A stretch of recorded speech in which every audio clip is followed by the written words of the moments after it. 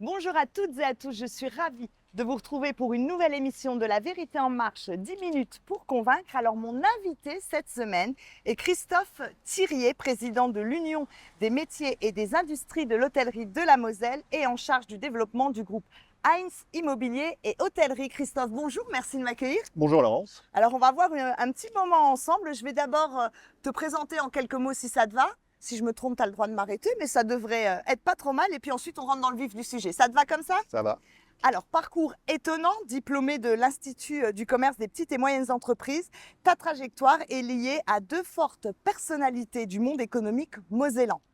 Dans un premier temps, Fabrice Janter, au sein de Dumur Immobilier, puis André Heinz, auquel tu es associé dans le domaine de l'hôtellerie en charge du développement.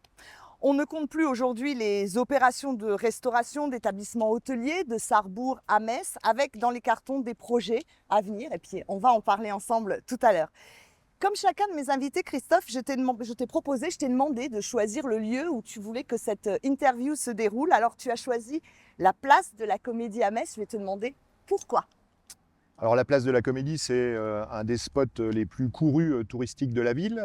Chaque été, on y trouve un jardin éphémère qui est juste magnifique et je trouve cet endroit très agréable.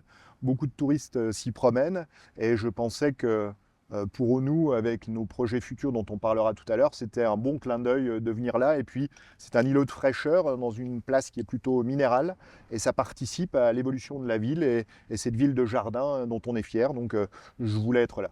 D'accord, eh ben, on va rentrer tout de suite dans le sujet des projets. Tu venais de faire le clin d'œil. Le futur hôtel qui jouxtera l'Opéra-Théâtre a fait couler beaucoup d'encre, on s'en souvient. Alors je vais te demander où en est ce projet d'envergure. Alors cette fois, il avance, c'est bien dans les tuyaux, puisque toute la partie administrative est maintenant signée. Le bail amphithéotique est signé avec la mairie. On est en train de fignoler les derniers détails du permis de construire modificatif, puisqu'on va récupérer le volume du restaurant. Et on devrait attaquer les travaux, on va dire, sérieux à partir du début d'année pour une ouverture prévue au premier semestre 2028. D'accord, donc effectivement là, c'est lancé, on peut le dire sans se cacher, c'est lancé et il sera fait. On peut leur dire. Alors, l'intérêt que vous portez avec le groupe Heinz à Metz en matière hôtelière est impressionnant. C'est quand même des centaines de chambres en plus que vous êtes en passe de réaliser ou de réhabiliter. Au-delà des intérêts du groupe Heinz, vous tablez donc sur le rayonnement de la ville pour accueillir des congrès et bien évidemment des touristes. Oui, on a aujourd'hui, je pense, une chance globale. On a à la fois une volonté politique départementale, de la métropole également, de faire de Metz un site touristique et les professionnels de l'hôtellerie développent et investissent également. On a sur 5 ou 6 ans de belles rénovations qui ont eu lieu et qui montent en niveau. Donc la ville, le département monte de niveau en termes d'attractivité touristique. Les professionnels suivent, tout le monde est en confiance, travaille bien ensemble. Et on le voit, il suffit de regarder cet été le taux de fréquentation dans nos hôtels qui est vraiment très positif. On faisait un point sur le mois de juillet, je pense qu'on sera probablement aux alentours de plus 6, plus 7 et, % d'occupation. Et donc ça, c'est très positif. Alors justement, vous n'avez pas tremblé quand vous avez vu sortir de terre la maison LR, l'hôtel Stark? On ne tremble jamais. Non, sans plaisanter, non, au contraire, je pense que ça fait partie des marqueurs, ça fait partie des marqueurs d'accueil, ça fait partie des marqueurs de visibilité. Et Stark, c'est un nom qui est connu, le bâtiment fait parler, on aime ou on n'aime pas, ça c'est le choix de chacun. Mais en tout cas, ça reste un phare global dans l'hôtellerie et ça augmente le potentiel de haut de gamme ou moyenne gamme avec la Citadelle, avec le Mercure, les deux Mercures, celui de la place Saint-Thibaut et de la rue des Clercs, et puis maintenant Maison LR. D'accord. Alors tout naturellement, je vais te demander quelle est ta vision de Metz dans les 20 prochaines années? Elle est positive. Elle est positive parce que, comme je le disais, je pense qu'on est sur une vraie dynamique. Je pense que Metz, pour parler tourisme et rester sur le tourisme, va devenir un spot reconnu comme les, par exemple, Bruges ou comme les Strasbourg. On a de la chance, c'est qu'elle est méconnue. Donc elle fait plaisir chaque fois que quelqu'un vient pour la première fois, il est étonné et positivement étonné de ce qu'il voit. Les efforts, comme on le voit ici, sont faits pour rendre la ville de plus en plus attractive.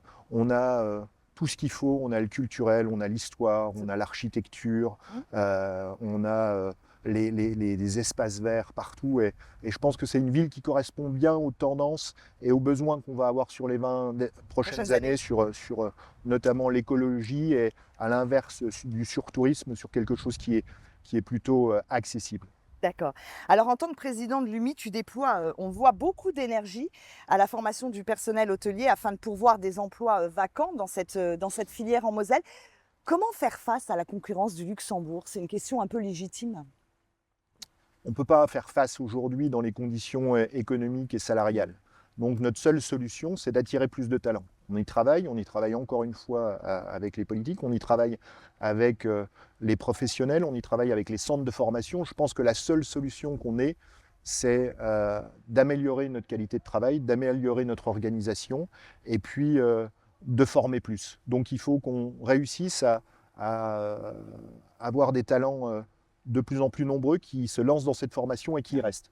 On a, je ne sais pas si vous avez remarqué, mais les apprentis ont une nouvelle grille de salaire qui a été améliorée, augmentée. Il faut savoir que la Moselle avait préconisé il y a 3 ans auprès de ses adhérents d'augmenter les salaires des apprentis. Ça vient d'être pris au niveau national, ça vient d'être négocié et ça a été signé la semaine dernière à l'Assemblée. Ça va être facilitateur, évidemment. Exactement. Donc la communication fait partie intégrante de ton ADN, hein, on le voit. Tu multiplies les initiatives pour redorer le blason du commerce local.